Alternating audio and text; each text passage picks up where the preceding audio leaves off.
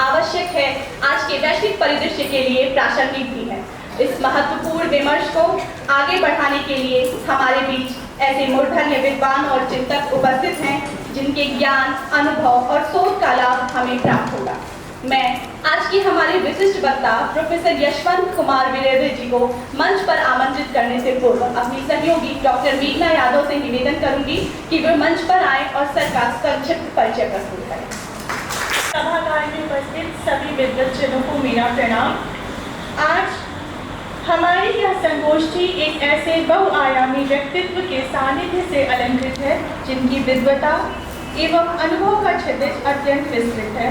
हमारी आज की संगोष्ठी के विशिष्ट वक्ता डॉक्टर यशवंत कुमार विरोधे सर हैं। सर आप वर्तमान में डॉक्टर शकुंतला मिश्रा राष्ट्रीय पुनर्वास विश्वविद्यालय लखनऊ में हिंदी एवं अन्य भारतीय भाषा विभाग में प्रोफेसर एवं अध्यक्ष के पद को सुशोभित कर रहे हैं। आपने इलाहाबाद विश्वविद्यालय से उच्च शिक्षा प्राप्त कर मानवाधिकार में स्नातकोत्तर डिप्लोमा अर्जित किया तथा लखनऊ विश्वविद्यालय से हिंदी में डॉक्टरेट की उपाधि से विभूषित हुए। आपको लगभग 18 वर्षों का शिक्षण कार्य का सुदीर्घ अनुभव है। आप एक ख्यातिलब्ध लेखक हैं। आपकी प्रकाशित पुस्तकों में हिंदी साहित्य की मुख्य धारा, शिक्षकों के साक्षात्कार, सत्ता विमर्श एवं अस्मिता विमर्श, साहित्य का सामाजिक सांस्कृतिक आधार, भारत में मानवाधिकार आंदोलन, दशा दिशा आदि हैं। इसके अतिरिक्त आप 30 से अधिक पुस्तक अध्याय, लगभग 40 शोध पत्र प्रकाशित हो चुके हैं। प्रशासकीय क्षेत्र में भी आपकी दक्षता उल्लेखनीय है। आपको doctor Ambedkar international literary award Paris तथा बेस्ट स्पीकर अगेंस्ट अवार्ड जैसे प्रतिष्ठित सम्मानों से भी अलंकृत किया गया है। सर, मैं आपको सादर अनुरोध के साथ मंच पर आमंत्रित करती हूँ। आप आएँ और अपने विद्वत्पूर्ण विचार हम सभी के साथ साझा करें। आओ साथियों, जरा अपने और बेगानों की बातें करें, आसमानों की बात छोड़ इस जमाने की बातें करें। है सब तो बहुत आजमा लिया हमने, आओ जरा हौसला आजमाने की बातें करें। आज की ये जो संगोष्ठी है, पहले वक्ता के रूप में बोलना एक जोखिम का भी काम है और एक चुनौती भी है, और मैं इसको स्वीकार कर रहा हूँ। हमारे मंच पर हमारे जो मुख्य वक्ता के रूप में माननीय रामकृष्ण जायसवाल जी हैं और ऋषि कुमार मिश्र जी हैं और मंजुला द्वय, इसलिए कि एक जो इस कार्यक्रम की अध्यक्षता कर रही हैं वो भी मंजुला है, और जिनके मानस में इसका विचार आया कि ये कार्यक्रम करना है वो भी मंजुला है। मैं आप लोगों का भी आभार व्यक्त करता हूँ। देखिए, जब ये विषय मुझे मिला कि तुलसीदास का राम राज्य और प्रेमचंद का ग्राम स्वराज, अपने आप में देखने में अंतर्विरोधी लग सकता है, लेकिन हकीकत में देखा जाए तो इस विषय की सार्थकता जो है मनुष्य में निहित उसकी गहरी आस्था से जुड़ी हुई है। गोस्वामी तुलसीदास की आस्था थी कि राम राज्य आएगा और सब कुछ सही हो जाएगा। मुंशी प्रेमचंद जी की भी आस्था थी कि स्वराज्य आएगा और सब कुछ सही हो जाएगा। आज हम आस्था की बात करते हैं, अस्मिता की बात करते हैं, अकुंठित मानव चेतना की बात करते हैं, और समकालीन परिवेश में उसको न पाकर हताश में जा सकते हैं। इस अर्थ में कि अनुकूल परिवेश कब था हमारे सामने? क्या गोस्वामी तुलसीदास के समय में अनुकूल परिवेश था? नहीं था। क्या आधुनिक काल में प्रेमचंद के सामने अनुकूल परिवेश था? नहीं था। तो जब अनुकूल परिवेश गोस्वामी जी के समय में भी नहीं था, अनुकूल परिवेश प्रेमचंद के समय में भी नहीं था, आज भी नहीं है, तो हकीकत में देखा जाए तो न तो तुलसीदास के राम राज्य की अवधारणा साकार हो पाई और न ही मुंशी प्रेमचंद के ग्राम स्वराज्य की अवधारणा साकार हो पाई। तुलसीदास का अपना एक कैनवस है रामचरितमानस उनकी महत्वपूर्ण कृति है। उनका एक अपना एक सोशल कल्चरल स्टैंड है और वे अपने सांस्कृतिक सामाजिक जमीन पर खड़ा होकर के राम राज्य का सपना देख रहे हैं। हमारे विद्वान वक्ता उसके बारे में बताएंगे। मेरी जो अपनी दृष्टि है मैं उस पर अपनी राय कायम कर रहा हूँ कि जिस राम राज्य का सपना गोस्वामी जी देख रहे हैं, अंततः गोस्वामी जी को मिला क्या? क्या वो स्वप्न, वो आदर्श साकार हो पाया? खेती न किसान को, भिखारी को न भीख बली, बनिक को बनिज न चाकर को चाकरी, जीविका विहीन लोग सिद्धमान सोच बस, कहें कि कंसु कहाँ जाए का करें। विपत्ति तथा दुख के क्षणों में कहाँ जाए का करें कि जो व्यवस्था की अनमोल है वो तुलसीदास के सामने दिखाई देती है। प्रेमचंद का भी अपना सोशल कल्चरल स्टैंड है।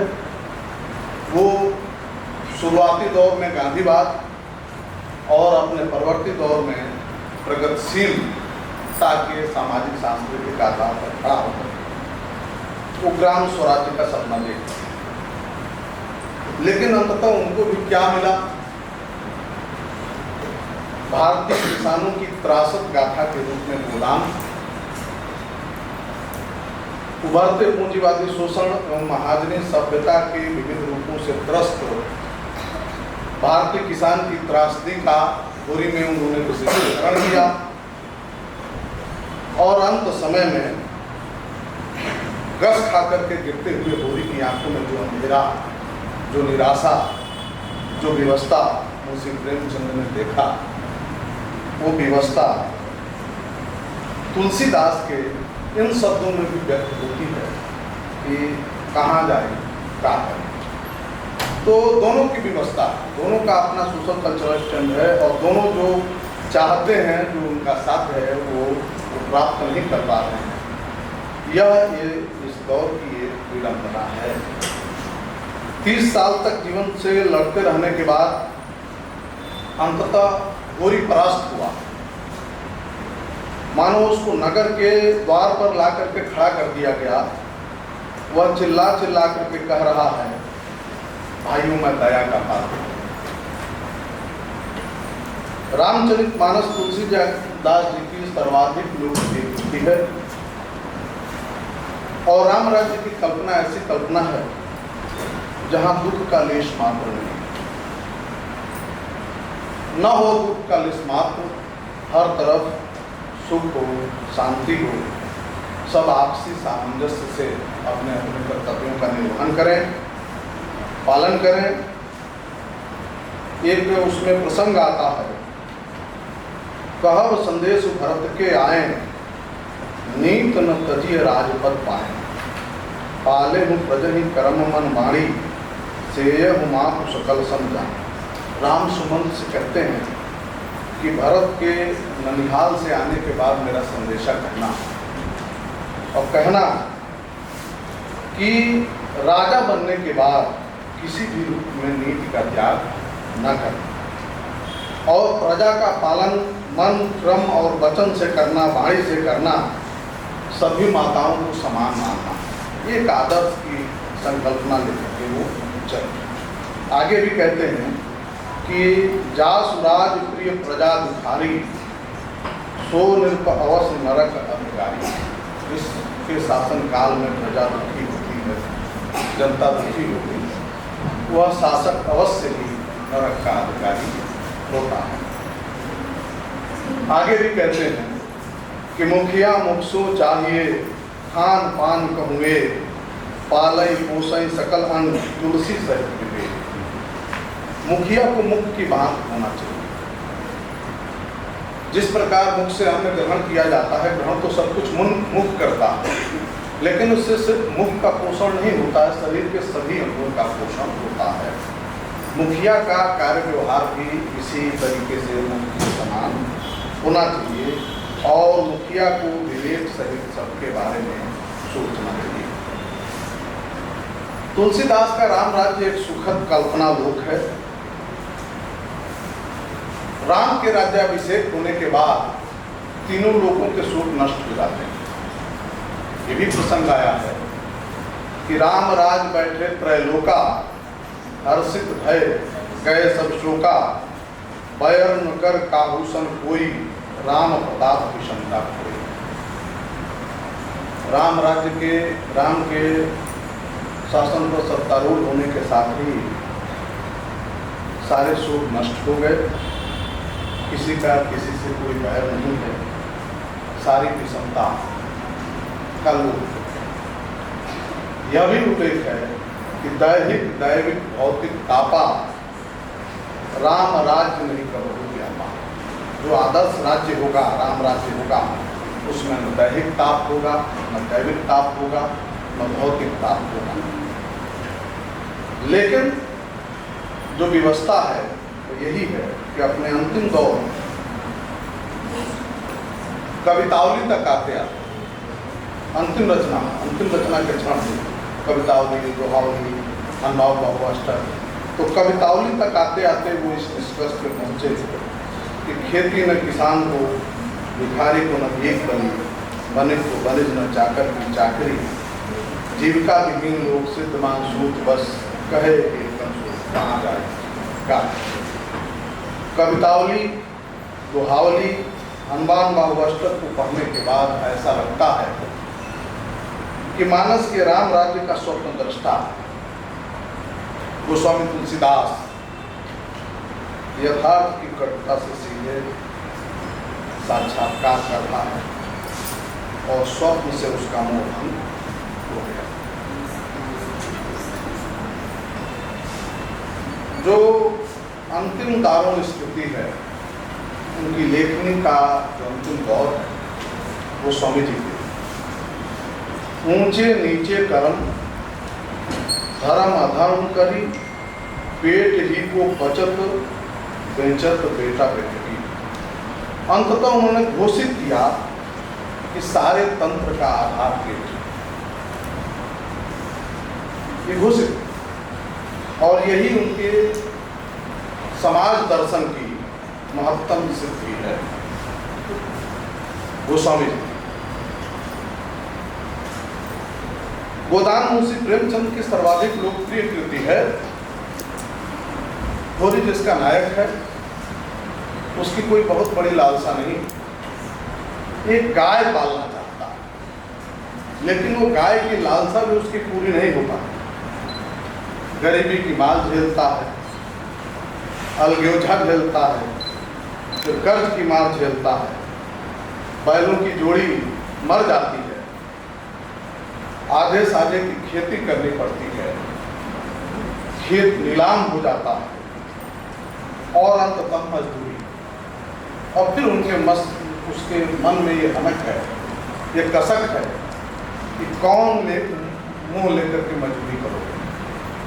एक मर्जाद उसको हर बार मिलती है, हर पेट न मिले तो एक जून को मिलना ही चाहिए, उधार ले लें तो किससे लें। अंततः गोरी कहता है, बहुत मार्मिक प्रसंग है, इस देह को चीर कर देखो, इसमें कितना प्राण रह गया। आत्मग्लानि की इस दाहक स्थिति में जलते हुए होरी की जीवन लीला जो समाप्त है। आखिर प्रेमचंद ने ऐसे ग्राम स्वराज्य का स्वप्न तो नहीं देखा था, आखिर तुलसीदास ने ऐसे राम राज्य का स्वप्न तो देखा नहीं था। दोनों का जो आदर्श स्थिति है, चाहे तुलसीदास के राम राज्य की स्थिति हो या गोस्वामी जी के स्वराज्य की स्थिति हो, यथार्थ की कटुता से वो साक्षात्कार करते हैं, दोनों का साक्षात्कार है। प्रेमचंद के लिए स्वराज्य केवल राजनीतिक स्वतंत्रता नहीं थी, उसमें सामाजिक और आर्थिक स्वतंत्रता भी शामिल थी।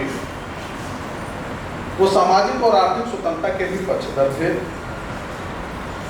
वो एक ऐसा स्वराज्य चाहते थे जिसमें किसानों, गरीबों और सबके सम्मान की रक्षा हो सके।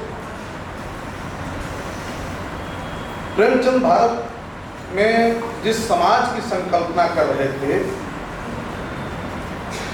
अपने साहित्य में जिस समाज का संकल्प उन्होंने प्रस्तुत किया, वह समतामूलक समावेशी स्वराज का सपना था।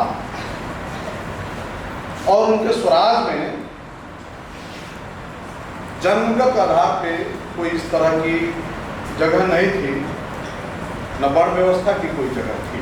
वो एक समतामूलक समाज के स्वप्न दृष्टा के रूप में हमारे सामने आते हैं।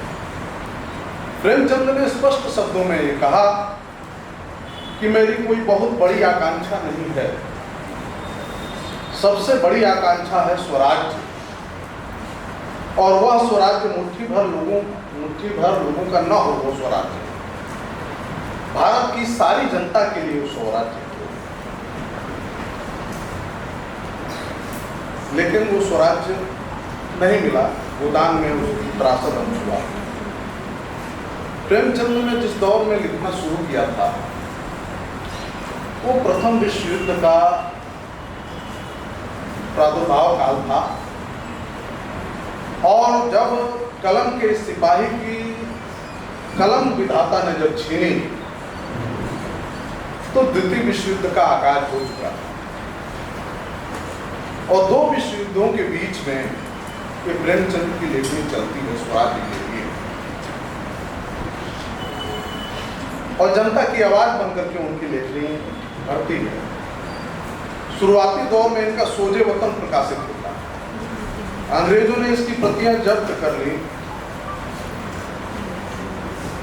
500 प्रतियों को जलाया गया, शेष कलेक्टर ने अपने यहाँ मंगा करके जब्त किया।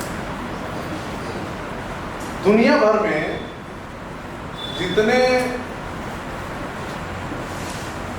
लोकतांत्रिक दावा करने वाले, जनतंत्र का ठेका लेने वाले और डेमोक्रेसी की हिमायत करने वाला जो ब्रिटिश हुकूमत था, प्रेमचंद की रचनाओं का सोजे वतन का इस रूप में स्वागत किया था कि जला करके नष्ट कर दिया। पृष्ठभूमि के रूप में यह है, मेरी जो अपनी हैंडलिंग है, जो मेरी जो अपनी स्थापना, वो यही है कि गोस्वामी जी भी अपने दौर में एक युद्ध देख रहे थे लगातार। प्रेमचंद का लेखनी भी दो विश्व युद्धों के बीच की लेखनी है। युद्धों ने बर्बाद किया, युद्धों ने न गोस्वामी जी के राम राज्य को साकार होने दिया, न युद्ध ने प्रेमचंद के ग्राम स्वराज्य को साकार किया। विषय अपने आप में बहुत महत्वपूर्ण है। आज हम दो विश्व युद्धों के बाद तीसरे विश्व युद्ध के मुहाने पर खड़े हैं। ये हमारा देय और दायित्व है कि क्या हम अतीत से प्रेरणा लेकर के भविष्य का निर्माण करेंगे कि नहीं करेंगे। क्या अब भी हम किसी आदर्श लोक की रचना कर पाएंगे कि नहीं कर पाएंगे, या मुंशी प्रेमचंद का ग्राम स्वराज्य या तुलसीदास का राम राज्य यूटोपिया ही साबित होता रहेगा, यथार्थ के धरातल पर उतर नहीं पाएगा। ये हम सबके लिए सोचने का विषय है। ये प्रश्न मैं आपके सामने छोड़ करके जा रहा हूं। बस इतना ही मुझे कहना था। जो इस विषय को लेकर के जो मोटी मोटी अवधारणा मेरे जहन में बनी थी वो ये थी, और बाद में जब प्रश्नोत्तर सत्र आएगा तो हम उसको इसमें लेंगे। बहुत बहुत धन्यवाद। क्रूर शासकों के शासनकाल में अपनी लेखनी के बीच उद्देश्य मानव धर्म और आदर्श को लेकर चलने वाले गोस्वामी तुलसीदास और प्रेमचंद जैसे महापुरुषों अपने जीवन के अंतिम दौर में यथार्थ के पथरीले चट्टानों से टकराते हैं और उनका यूटोपिया टूट जाता है। परंतु भारतीय संस्कृति अपनी जड़ों से इस प्रकार जुड़ी है कि हम आशा व्यक्त करते हैं कि भविष्य में भी हम अपनी मानवता का त्याग नहीं करेंगे। बहुत बहुत धन्यवाद सर। आज के हमारे दूसरे विशिष्ट वक्ता हैं प्रोफेसर ऋषि कुमार मिश्र सर। आप लखनऊ क्रिश्चियन पीजी कॉलेज में प्रोफेसर के पद पर कार्यरत हैं। आपको 35 वर्षों से अधिक का अध्यापन अनुभव है। आपने 10 से अधिक पुस्तकों का संपादन किया है, जिसमें 3 समीक्षात्मक ग्रंथ और 1 काव्य संग्रह है। आपके 20 से अधिक शोध पत्र राष्ट्रीय और अंतर्राष्ट्रीय जर्नलों में प्रकाशित हो चुके हैं। आपने 50 से अधिक वार्ताएं आकाशवाणी और दूरदर्शन के माध्यम से की हैं और इसके अतिरिक्त आप अनेक साहित्यिक और सांस्कृतिक संस्थाओं द्वारा पुरस्कृत होते रहे हैं। सर, मैं ससम्मान आपको मंच पर आमंत्रित करती हूँ। कृपया अपने विचार हम सबसे बीच रखें। महानगर के इस प्रतिष्ठित महाविद्यालय की प्राचार्य, हमारे विचार परिवार से भी जुड़ी हुई प्रोफेसर मंजुला जी, इस कार्यक्रम की संयोजिका और हिंदी विभाग के अध्यक्ष जो कि हमारी पारिवारिक भी हैं, प्रोफेसर प्रफुल्ला यादव जी,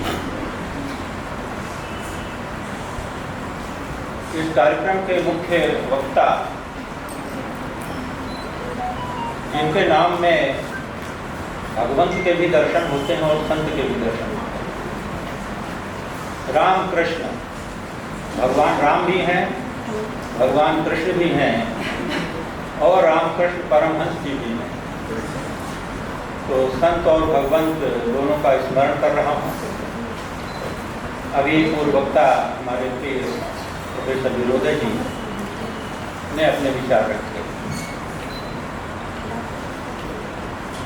इस महाविद्यालय में मेरा पहला आगमन है। मैंने आते कहा प्राचार्य जी से, मैं पहली बार तो लखनऊ के प्राय सभी महाविद्यालयों में जाना हुआ किसी रूप में, लेकिन इस नवयुग महाविद्यालय में मैं पहली बार आ रहा हूँ। इसलिए राष्ट्र का मैत्री शरणगुप्त के साथ ही 3 पंक्तियों के साथ मैं इस देहरी को नमन करता हूँ। जय देव मंदिर देहरी, संभाव से जिसमें चढ़ी नृप हेम मुद्रा और रंग वराटिका, मुनि सत्य सौरभ की कली, कवि कल्पना जिसमें बढ़ी, फूले फले साहित्य की ये वाटिका। और निश्चित रूप से आप सभी से मिलकर पूर्ण हुई है अभिलाषा, इससे भी बढ़कर होगी क्या मेरे खुशियों की परिभाषा, मेरे खुशियों की परिभाषा।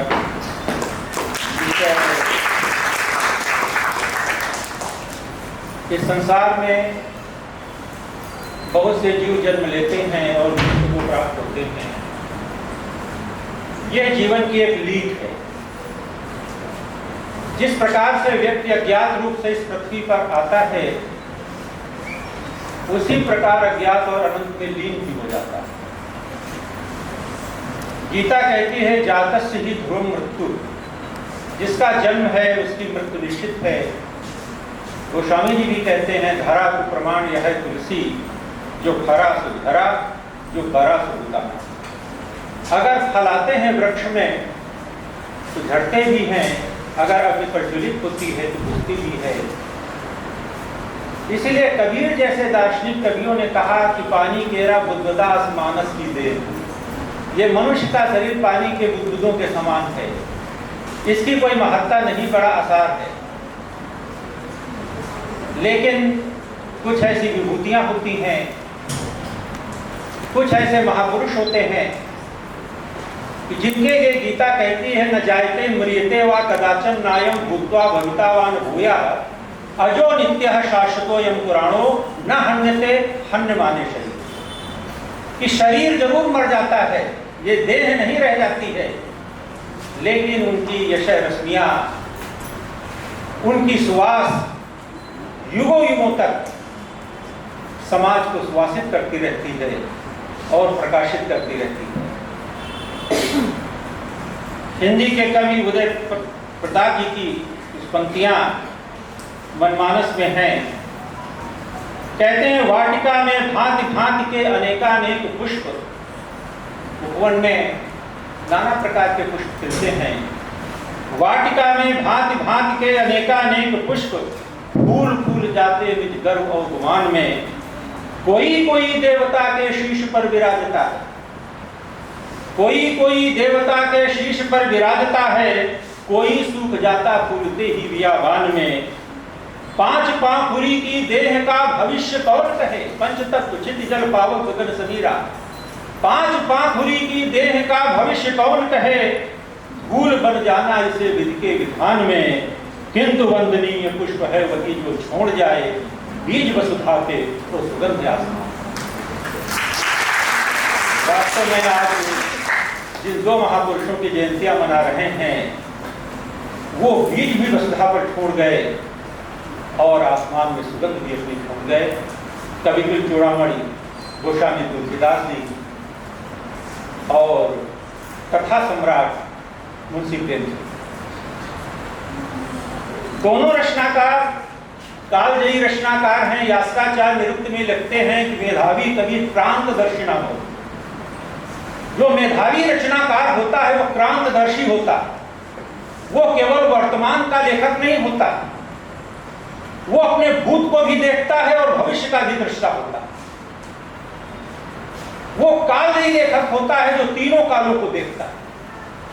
ये दोनों रचनाकार तीनों कालों को देखते हैं, अपने भूत को भी देखते हैं, अपनी सनातन संस्कृति को भी देखते हैं, अपने वर्तमान को भी देखते हैं और भविष्य का भी के दृष्टा है उसको भी देखते हैं। विषय जो ये रखा गया है, मैं चाहता था कि दोनों रचनाकार हैं, दोनों पर अलग अलग बातचीत हो, लेकिन एक साझा विषय रख दिया गया, तुलसी का राम राज्य और प्रेमचंद का ग्राम स्वराज। एक आख्यायिका मुझे स्मरण आती है, संस्कृत की आचार्य बैठी हुई हैं हमारे समक्ष। एक बार राजा भोज अपने राज्य में भ्रमण कर रहे थे, उन्होंने देखा एक मालिन की लड़की एक माला गूंथ रही। तो क्योंकि उस समय संस्कृत जड़ भाषा थी, लोग संस्कृत में संवाद करते थे, तो उन्होंने प्रश्न किया, काचम मणिम कांचन मेघ सूत्रे,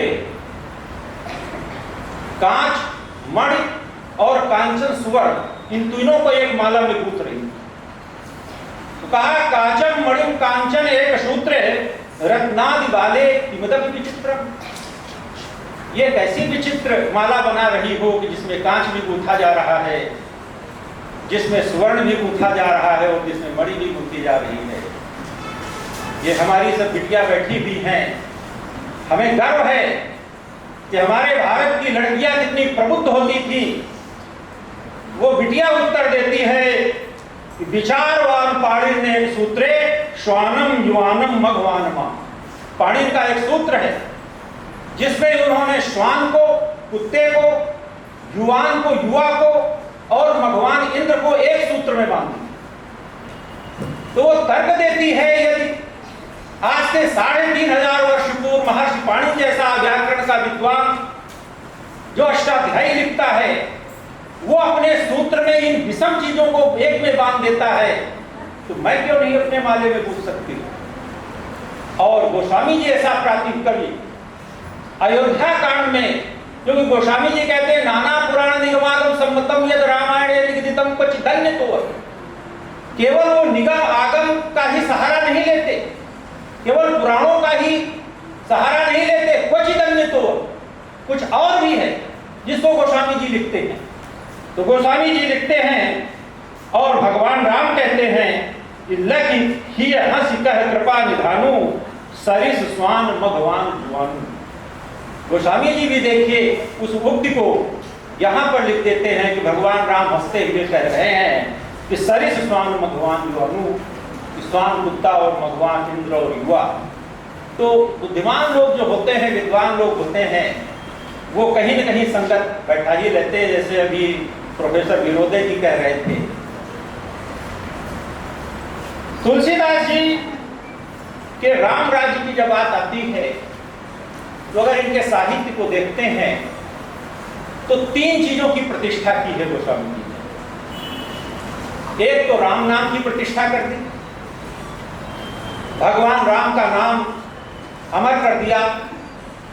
अपनी कवितावली में गोस्वामी जी लिखते हैं, सिया राम स्वरूप अगाध अनूप विलोचन मीनन को जलु है, श्रुति राम कथा मुख राम को नाम हिये कुछ राम ही को थलु है, रति राम ही सो गति राम ही सो मति राम सो राम ही को बलु है, सबकी न कहे तुलसी के हितै इतनो जग जीवन को फल। और राम कहत चल, राम कहत चल, राम कहत चल भाई रे, नाहित भोग दारुमा परिहो, नहीं छूटत कठिनाई रे। तो आज राम का नाम कि जब बच्चा पैदा होता है उसका संस्कार होता है, विद्यारंभ संस्कार होता है और अंत्येष्टि तक। रमेश रंजन की कविता है कि कोई कहता है धन धाम सत्य है, कोई कहता अर्थकाम सत्य है, लेकिन जब राम निकल जाते हैं स्तन की अयोध्या से तो लोग कहते हैं राम नाम सत्य। तो उस राम को समाज में प्रतिष्ठित करने का जो श्रेय जाता है राम नाम का, वो गोस्वामी तुलसीदास। दूसरा राम बाण, भगवान राम का जो बाण है, आज भी हम कोई बात होती कहते हैं ये औषधि राम बाण है, अकाट, जिसको काटा नहीं जा सकता। जब हनुमान जी लंका की ओर जा रहे हैं, मां पार्वती भगवान शंकर से पूछती हैं कि हनुमान जी किस गति से जा रहे हैं, क्या वेग है? तो कहती हैं जिम अमोघ रघुपति कर बाना, यही भाग चलो हनुमान, कि भगवान राम के बाण के समान जा रहे हैं। एक कथा श्रीमद् भागवत की आती है, दसम स्कंद की कथा है, भगवान कृष्ण के भूमा यात्रा की। अर्जुन द्वारका में हैं और द्वारका का भ्रमण कर रहे हैं, तो देखते हैं एक किसी विप्र के 9 बालक अकाल ही काल कौलित हो गए। अर्जुन को बड़ा कष्ट होता है, दुखी होते हैं और कहते हैं कि क्या इस द्वारका में कोई वीर नहीं है? वो विप्र कहता है यहां पर बलराम जैसे वीर हैं, यहां पर भगवान कृष्ण जैसे वीर हैं और यहां पर प्रद्युम्न जैसे वीर हैं। तो कहते हैं वो क्या तुम्हारी रक्षा नहीं कर पा रहे हैं कि तुम्हारे 9 बालक को यमराज ले गया और वो लोग छुड़ा नहीं पाए? तो बड़ा अच्छा प्रसंग आता है कि अर्जुन कहते हैं कि नाहम संकर्षणम ब्राह्मण न कृष्णम कार्षणेवा, कि हे ब्राह्मण, मैं संकर्षण नहीं हूं, बलराम नहीं हूं, न मैं कृष्ण हूं, न मैं प्रद्युम्न हूं, अहम व अर्जुनो नाम गांडीवो वाम धनु, कि मेरा अर्जुन नाम है और मेरे पास गांडीव धनुष है।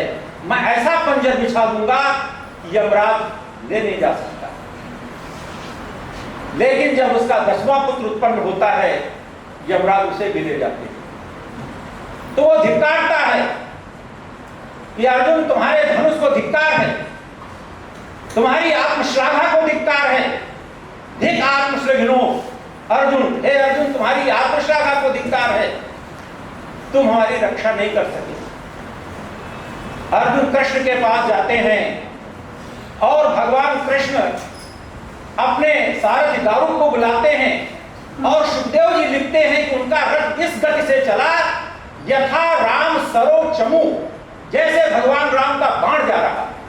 वहां अर्जुन के बाण की कोई हैसियत नहीं है, तो भगवान राम के नाम की प्रतिष्ठा की, भगवान राम के बाण की प्रतिष्ठा की और राम के राज्य की प्रतिष्ठा की। आप देखते हैं बड़े से बड़े राजा हुए, मानधाता जैसे राजा हुए, युधिष्ठिर जैसे राजा हुए, राजा नल हुए, जिनके राज्य की चर्चा होती है। यहां तक कि दुर्योधन की भी राज्य की चर्चा भारवी करते हैं किरातार्जुनीयम में।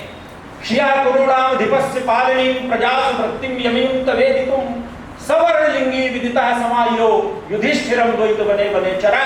जब वो बनेचर जाता है और वहां से युधिष्ठिर को बताता है दुर्योधन की राज की स्थिति का, कहता सखे नियो प्रीति योन जीविना समान मानांस सुहृदश्च बंधुहि ससंततम दर्शयते गतस्मया कृताधिपत्यानुसाधुवंता। जो अपने राज्य का इतना बढ़िया संचालन कर रहा है कि अपने मित्रों को भाई का दर्जा दिए हुए है, सेवक को मित्रों का दर्जा दिए हुए है और भाइयों को खुद राजा बनाए हुए है, इस तरह का राज्य संचालन कर रहा है। लेकिन इतने सब राजा होते हुए भी राम राज्य की बात क्यों आती है? ये विचार करने की बात है। भगवान राम का राज्य क्यों इतना उत्तम है? इस पर विचार करिए, राम राज्य है क्या? गांधी जी राम राज्य की संकल्पना करते हैं कि राम का राज्य ऐसा होना चाहिए। वो कहते हैं राम राज्य किसी भी देश की चेतना और प्राण तत्व, कोई भी देश हो, अगर वहां राम राज्य है तो वो जीवित राष्ट्र है, वो जीवंत राष्ट्र है, वो चेतना संपन्न राष्ट्र है। और अगर राम राज नहीं है तो वो मृत राज है। दशरथ के राज्य में आने के लिए इतना बड़ा राज था। कहते हैं कि विश्व की सबसे पहली राजधानी अयोध्या है महाराज मनु की, कि अवध राज सुरराज सिंहाही दशरथ धन लख धनद लजा। कि ऐसे दशरथ के राज्य में आने के लिए जहां पर देवता लोग तरसते हैं, आप देखिए कि उस राज्य का राम को मोह नहीं है। प्रसन्नताम न गताभिषेकस तथा न ममले वनवास दुखता। और जिन भारत को राज्य मिल रहा है उनको भी राज्य के प्रति कोई मोह नहीं है। तेह बसत भरत बिनु रागा चंचरीक जल चंपक पागा। राम भरत की ओर उछालते हैं राज्य को, भरत राम की ओर उछालते हैं, उन्हें राज्य के प्रति कोई लिप्सा नहीं है, क्योंकि वो त्याग पर आधारित। भगवान राम को ऐसे नहीं कहा गया कि रामो विग्रहवान धर्म, वो धर्म के विग्रह हैं। धर्म की आजकल बड़ी परिभाषाएं की जाती हैं। राम धर्म के विग्रह हैं। धार्मा धर्म इत्याहु धर्मो धारणते प्रजा, जो प्रजा को समाज को धारण करता है वो धर्म है। जब धर्म के 10 लक्षण हमारे यहाँ बताए जाते हैं, धैर्य क्षमा दमो अस्तेयम शौच इंद्रिय निग्रह धीर विद्या सत्यम क्रोधो दशकम धर्म लक्षण। कहाँ सांप्रदायिकता है इसमें? कहाँ धर्म में सांप्रदायिकता दिखाई पड़ती है? तो भगवान राम जिस राम राज्य की जो स्थापना हो रही है वो मूलतः धर्म राज्य, वो धर्म के प्रतीक है। श्रुति पथ पालक धर्म धुरंधर, उन्हें कोई राज्य से लिप्सा नहीं है। कि कवितावली में तुलसी लिखते हैं, कीर के कागज जो नृपचीर विभूषण उपम अंगद छाई औध तजी मगवास के रूप जो पंथ के साथी जो लोग लुगाई संग सुनीत पुनीत प्रिया मानो धर्म क्रियाधरि रूप सुहाई राजीव लोचन राम चले तज बाप स्वराज कटाओ बिना। कैसा त्याग, कैसा विरक्ति भाव है, कोई विरसा नहीं है। तो ऐसा भाव जहां पर होता है व्यक्ति के अंदर, वही ऐसे राज्य को स्थापित कर सकता है। राजा दशरथ ने भगवान राम से ये नहीं कहा था कि वनवास जाइए, उन्होंने ये नहीं कहा था कि आप जाइए, वो तो नहीं चाहते थे। लेकिन जो उत्तम पुत्र होता है उसका लक्षण क्या है? उत्तम चिंततम कुर्यात् प्रोक्तकारी तु मध्यमा अधमो अश्रद्धया कुर्यात् अकर्तो चिंतुम चरितुम पिता। जो उत्तम पुत्र होता है वो पिता सोच ले उसके चिंतन पर ही कार्य करने लगता है। जो मध्यम पुत्र होता है वो पिता आज्ञा दे तो कार्य करता है, और जो अश्रद्धा से आज्ञा को मानता है वो अधम होता है, और जो आज्ञा नहीं मानता है वो पिता पुत्र नहीं है, वो पिता का मल। ऐसा शास्त्र कहते हैं। जैसे दुर्योधन, तो इस तरह का राम इस तरह के पुत्र थे। जब ऐसे पुत्र होते हैं और ऐसे पुत्र जब राजा बनते हैं तब राम राज्य स्थापित होता है। राम राज्य के 4 बिंदुओं पर आज हम चर्चा करेंगे। पहला है पारिवारिक कुटुंब व्यवस्था। गोस्वामी जी कलयुग के खिलाफ राम राज्य को खड़ा करते हैं कि कलयुग में क्या हो रहा है। पूरा कलिकाल का वर्णन अपने रामचरितमानस में करते हैं, आप लोग पढ़ते होंगे, बड़ा विस्तार है उसमें। कि माने ही मात पिता नहीं देवा साधुन सन करवावहि सेवा जिनके यह आचरण भवानी सो जानो निशिचर संप्राण। क्योंकि कुटुंब से ही समाज का निर्माण होता है और समाज से ही राष्ट्र का निर्माण होता है। जब हमारे कुटुंब नहीं अच्छे होंगे, हमारे यहाँ पर 4 देवता इस पृथ्वी के माने गए। मातृ देवो हो, सबसे बड़ी देवता माता होती है। पितृ देवो हो, दूसरा देवता पिता होता है। आचार्य देवो हो, तीसरा गुरु होता है। और अतिथि देवो हो, और चौथा अतिथि होता है। तो जब कलिकाल का वर्णन करते हैं गोस्वामी जी, तो कहते हैं माने ही मात पिता नहीं देवा साधुन सन करवावहि सेवा। कि आज माता पिता की बात को पुत्र नहीं मान रहे हैं, वो राम जैसे आज्ञा पालक पुत्र नहीं है। ठीक उसके समक्ष वो राम को खड़ा करते हैं कि राम किस प्रकार से अपने पिता के वचन को मानते हैं और किस प्रकार से उनका पारिवारिक रूप है। दशरथ को एक पिता के रूप में, मां के रूप में कौशल्या आदि रानियों को भरत को भाई के रूप में, सुग्रीव को एक आदर्श मित्र के रूप में, विभीषण को, हनुमान को आदर्श सेवक के रूप में, कि स्वामी और सेवक के बीच में क्या संबंध होना चाहिए, ऐसा राम कहते तुम मम प्रिय लक्ष्मण के दूल्हा। हनुमान को लक्ष्मण से भी प्रिय मानते, ऐसा भाव जिस राज्य में हो वो राम राज्य होता है। दूसरी है राजनीति की स्थिति।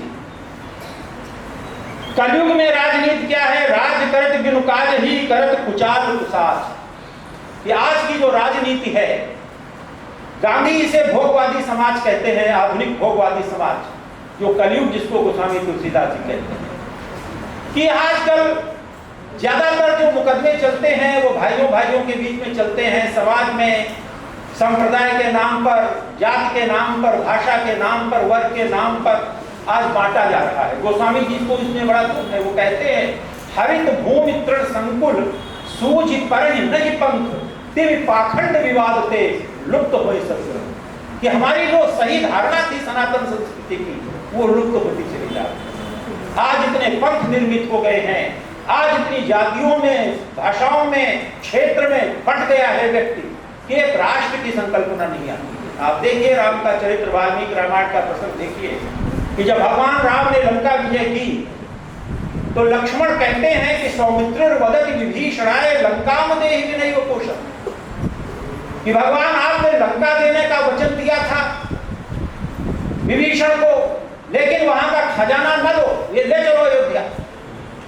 भगवान राम कहते हैं विक्रीते करने की अंकुशे विवादा, कि अगर हाथी बेच लिया जाता है तो क्या अंकुश के लिए विवाद करना अच्छा है? अंकुश भी दे दो।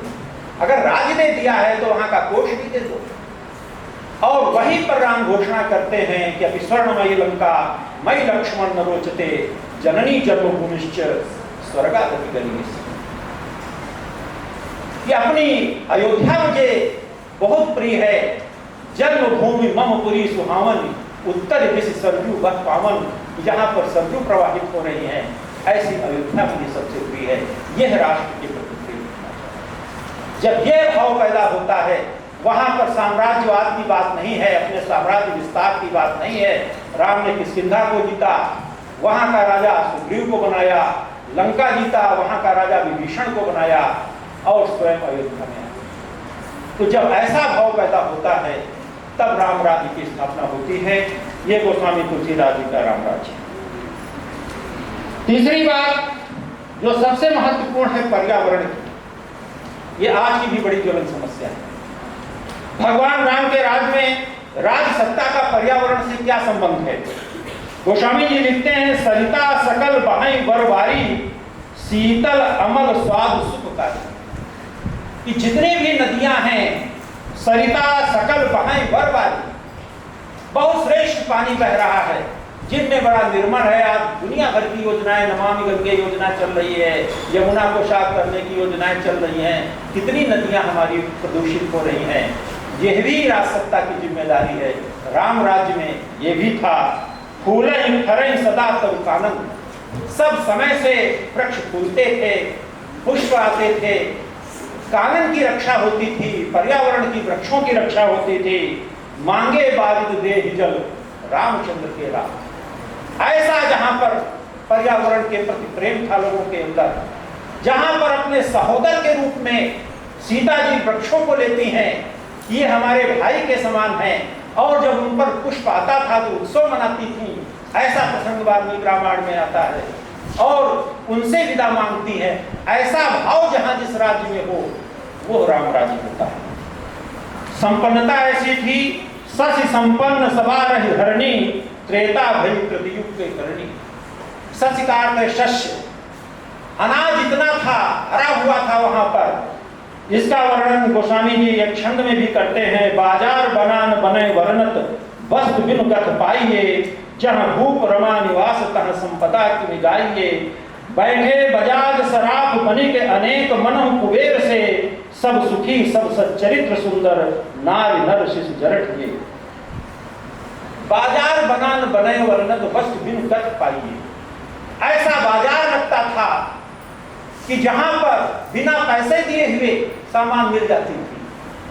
क्योंकि 14 वर्ष जब भगवान राम वनवास में रहे तो प्राय उस समय यह होता था कि जो प्रजा सभी डॉक्टर साहब ने दोहावली का वो दोहा सुनाया कि किस प्रकार से धूप जो है भाम के समान होना चाहिए, कि जिस प्रकार से सूर्य अपनी रश्मियों से जल को सोख लेता है और फिर वर्षा करता है, उसी प्रकार राजा जो है कर ले अपने राज्य में लोगों से, लेकिन फिर उन्हीं को दे दे। तो हर वर्ष एक अनुष्ठान होता था, यज्ञ होता था, जिसमें कर से संचित जो भी धन आता था राजा उसका उपभोग नहीं करता था, उसे फिर प्रजा में बांट दिया जाता था। तो 14 वर्ष क्योंकि भरत भी केवल खड़ाऊ रख करके एक निर्वासित जीवन जी रहे थे, वैरागी जीवन जी रहे थे, जब भगवान राम आए तो उन्होंने कहा कि इस 14 वर्ष में जो हमारा कोष हुआ है ये सब बांट दिया जाए। तो बाजार बना न बने वर्णत वस्तु बिन गत पाए, बिना पैसे की ही वहां पर सब लोग खरीद रहे थे, क्योंकि वो उन्हीं का था, प्रजा का ही। राजा प्रजा का पात्र है, वह एक प्रतिनिधि मात्र है, यदि वो प्रजा पालक नहीं तो त्याज्य। राजा तो प्रजा का पालक है। आज लोकतंत्र में क्या स्थिति बनी हुई आप देखो, वो समय राजतंत्र का जब भगवान राम कहते हैं जो अनीति कछ भागों भाई तो मुझ बरजों भोग है विसराई। राजतंत्र में भगवान राम की घोषणा है, अगर मेरे द्वारा कोई अनीत कार्य हो तो मुझे बरस देना, डांट देना, यह प्रजा का हिस्सा है। राजतंत्र होते हुए भी कैसा प्रजातंत्र था, ऐसे राम राज्य की धारणा तुलसी ने। प्रेमचंद ऐसे कथाकार हैं कि विजय मोहन जी कहते हैं कि प्रेमचंद तुलसीदास के आधुनिक संस्करण। गोस्वामी तुलसीदास जी ने जिस राम राज्य की संकल्पना की और उसका वर्णन मानस अपनी कवितावली में विनय पत्रिका में किया, कहते हैं कहीं न कहीं प्रेमचंद का भी जो दर्शन है, उनका जो वर्ण विषय है, वो कहीं न कहीं उससे प्रभावित है। दोनों रचनाकार अपने लेखन के माध्यम से ऐसे समाज की रचना करते हैं जो न्याय, समानता, करुणा, सद्भाव पर आधारित है। एक और तुलसीदास का राम राज्य धार्मिक नैतिक आदर्शों से सजा है, वहीं प्रेमचंद का ग्राम स्वराज सामाजिक न्याय, आत्मनिर्भरता तथा मानवता के मूल्यों पर केंद्रित है। विजय मोहन जी कहते हैं प्रेमचंद उन गांवों की बात करते हैं जो जातिगत भेदभाव, अशिक्षा, जमींदारी, शोषण से पीड़ित हैं, अपनी स्वतंत्रता, आत्मसम्मान तथा न्याय के लिए संघर्षरत हैं।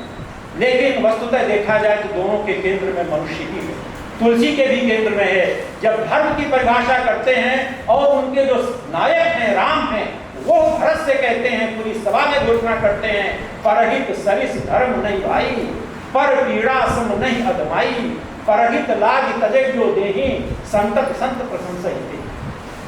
परोपकार के समान कोई धर्म नहीं है। इस धर्म को कोई सेकेंडरी आदमी नहीं कह रहा है, राम कह रहे हैं कि सबसे बड़ा धर्म क्या है, परोपकार है, पुण्य आए, पाप आए पर पीड़न। परोपकार के समान कोई धर्म नहीं है, दूसरों की सेवा के बराबर कोई धर्म नहीं है। ऐसी बात प्रेमचंद भी कहते हैं। प्रेमचंद जी ने 14 उपन्यास लिखे, 300 कहानियां लिखी, सोजे वतन का उल्लेख कभी डॉक्टर साहब ने किया मानसरोवर में। उनके 300 कहानियां हैं, 3 नाटक उन्होंने लिखे, बहुत सी भूमिकाएं लिखी, समीक्षाएं उन्होंने लिखी। प्रेमचंद का रचना संसार बड़ा व्यापक है और आप देखिए जितना तुलसीदास पढ़े जाते हैं भारत में और विदेशों में, जिनकी रामचरितमानस का चाहे वाराणिकों ने रूसी भाषा में अनुवाद किया हो, एटकिंस ने किया हो, ग्राउस ने किया हो, प्रेमचंद की भी कहानियां अनुदित हो चुकी हैं प्राय विश्व की सभी समृद्ध भाषाओं में। ये दोनों रचनाकार त्रिकालवर्तनी रचनाकार, जो केवल भारत की सीमाओं में बंधे नहीं, ये पूरे विश्व में व्याप्त हैं। प्रेमचंद के पाठक आपको हर देश में मिल जाएंगे और मानस को पढ़ने वाले प्राय हर देश में मिल जाएंगे। ऐसे दोनों रचनाकार हैं। प्रेमचंद की कहानियों का मैं 3 कहानियों का, छोटी छोटी कहानियों का उल्लेख करते हुए अपनी बात को समाप्त करूंगा। 1914 में प्रेमचंद की एक कहानी प्रकाशित हुई थी, परीक्षा। देखिए मनुष्य किस तरह से प्रेमचंद की रचनाओं का केंद्र बिंदु है, जो तुलसी की भी रचना। परीक्षा में एक राजा दीवान पद के लिए विज्ञापन देता है। बहुत से नवयुवक जो पढ़े लिखे हैं वो आवेदन करते हैं और नियत तिथि पर, नियत समय पर साक्षात्कार के लिए उपस्थित होते हैं। राजा टेनिस खेल कर आते हैं। जितने भी युवक हैं सब बचा बचा करके निकल जाते हैं, लेकिन उनमें से एक युवक होता है जो उस कीचड़ में कूद पड़ता है और उस बैलगाड़ी को धक्का देता है, लहूलुहान हो जाता है, श्रक हो जाता है, अंततोगत्वा वो बैलगाड़ी को निकाल करके ही रहता है। राजा ये दृश्य देखते हैं, उस नवयुवक को बुलाते हैं, उसकी पीठ थपथपाते हैं और कहते हैं कि इस पद के असली हकदार तुम्ही हो। जो मनुष्य मनुष्य की सहायता नहीं कर सकता है वो मनुष्य ही नहीं। तो ये कहानी संदेश देती है, परीक्षा का अर्थ केवल हम लोग साक्षात्कार से लेते हैं। परीक्षा का अर्थ है अंतःवीक्षण, कि व्यक्ति के अंदर क्या है, उसके अंतरतम को देख लेना, उसका ईक्षण कर लेना परीक्षा होती है। राजा ने देखा ये नवयुवक कितना अच्छा है, कितना संवेदनशील है और परिश्रम लहूलुहान होते हुए भी गाड़ी को निकालता है, इस पद का हकदार भी। प्रेमचंद की एक कहानी है अनमोल रतन, जिसमें एक अफगानिस्तान की प्रेमी और प्रेमिका की कहानी है। वो प्रेमिका कहती है प्रेमी से कि मैं तुम्हारे संग तभी रहूंगी जब कोई अनमोल रत्न तुम खोज करके लाओ। वो जाता है, विधवा के आंसू लाता है, माता की गोद को लाता है, कहता इससे बढ़कर अनमोल रत्न क्या हो सकता है। वो कहती है नहीं। घूमते फिरते वो पंजाब में आता है। सीमा पर जब पहुंचता है तो देखता है वहां सीमा पर लाशों का ढेर लगा हुआ है। एक सैनिक जिसके दोनों हाथ कटे हुए हैं वो पड़ा हुआ है, खून से लथपथ है। उसके पास जाता है, पूछता है कि तुम्हारी स्थिति कैसी हुई। उसने कहा दुश्मनों से सब सीमा की रक्षा करते करते, देश की रक्षा करते करते मेरी स्थिति हुई है। काश मेरे हाथ होते तो आज मैं भी फिर से इनका सामना करता।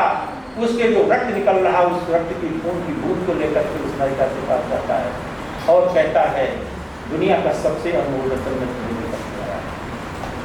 प्रेमचंद को केवल हम यथार्थवाद के रूप में देखते हैं। आदर्शोन्मुखी जो यथार्थ है उससे आदर्श को हम गायब कर देते हैं। प्रेमचंद की एक कहानी है बालक, छोटी सी कहानी है। बालक में गांव का एक किसान होता है। वो एक ऐसी स्त्री से विवाह करता है जिसके पहले से 2 विवाह हो चुके और अपने पतियों को उसने छोड़ दिया। गांव का मुखिया कहता है कि इससे शादी तुम क्यों कर रहे हो, ये तुम्हें भी छोड़ देगी। लेकिन किसान उस मुखिया की बात को नहीं मानता, वो विवाह कर लेता। 5 महीने बाद वो मुखिया जब उधर से गुजरता है तो देखता है किसान हाथ में एक छोटा सा बच्चा लिए हुए। वो पूछता है बच्चा किसका है। किसान बड़े गर्व से कहता है मेरा बच्चा है। मुखिया कहता है तुम्हारा बच्चा कैसे हो सकता है, 9 महीने के पहले कैसे बच्चा पैदा होगा, अभी तो 5 ही महीने तुम्हारे विवाह के हुए हैं। वो किसान उत्तर क्या देता है, वो कहता है मुखिया मैंने एक खेत खरीद लिया जिसमें पहले से फसल थी। वो फसल मेरी हुई कि किसी दूसरे की हुई। देखिए किस प्रकार से इस अनैतिकता को नैतिकता में बदल देते हैं प्रेमचंद। यह प्रेमचंद की कला है। बड़ी सहजता के साथ, बड़ी सरलता के साथ और सर्वहारा वर्ग से पात्रों को लेते हुए छोटी छोटी कहानियों के माध्यम से, किस्सा के माध्यम से, कि लगता है ये कहानी नहीं है, ये सही की घटना है। ऐसा प्रेमचंद को पढ़ने से लगता है। तो तत्वतः हम देखते हैं कि दोनों जो रचनाकार हैं उसके केंद्र में मनुष्य है। वो चाहे तुलसी हो चाहे प्रेमचंद हो। समय बहुत शायद हो रहा है कि डॉक्टर साहब का कहना भी है कि जाना है मुख्यवक्ता जी को। मैं अपनी वाणी को विराम देता हूँ। हरि अनंत हरि। दोनों रचनाकारों के विषय में बहुत लंबा है, लेकिन अपने बच्चों को इन शब्दों के साथ मैं उद्बोधित करते हुए अपनी बात को समाप्त करूँगा कि नए करों से वर्तमान का रूप संवारो, नए करों से वर्तमान का रूप संवारो, नई तुलिका से चित्रों में रंग उभारो, नए राग को नूतन स्वर दो, भाषा को नूतन अक्षर दो, युग की नई मूर्ति रचना में इतने मौलिक बनो कि जितना स्वयं सृजन है, इतने ऊंचे उठो कि जितना उठा जगत में। सर आपके ओजस्वी उद्बोधन और शुभ आशीर्वाद के लिए। अब समय है आज के हमारे मुख्य वक्ता आदरणीय प्रोफेसर रामकृष्ण जायसवाल सर को सुनने का। सर को सुनने से पूर्व मैं पुनः अपनी सहयोगी डॉक्टर मेघना यादव को आमंत्रित करती हूँ कि आप सर का संक्षिप्त परिचय प्रस्तुत करें। धन्यवाद।